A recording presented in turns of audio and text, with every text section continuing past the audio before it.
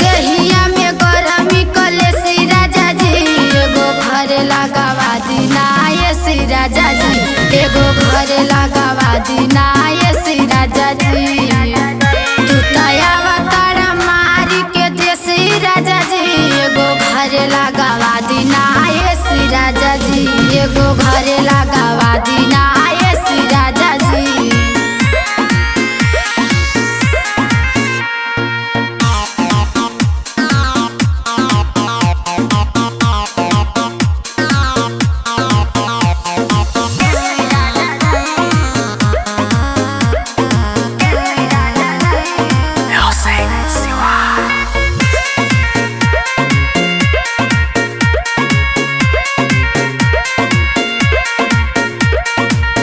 पंखा कूलर से गर्मी न जाला सारा मेकअप हमारा सही झुराला।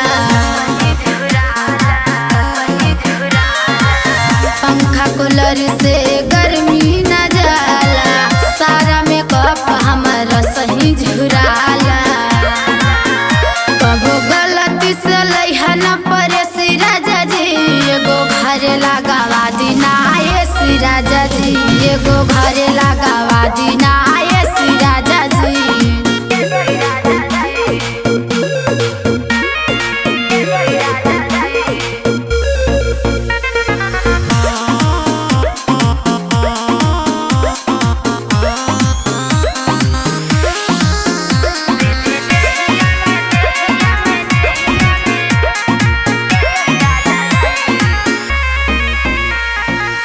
हर घड़ी कहाँ बतियावेला फोन पर ये सियो मिलेला राजा लेला ना लोन पर।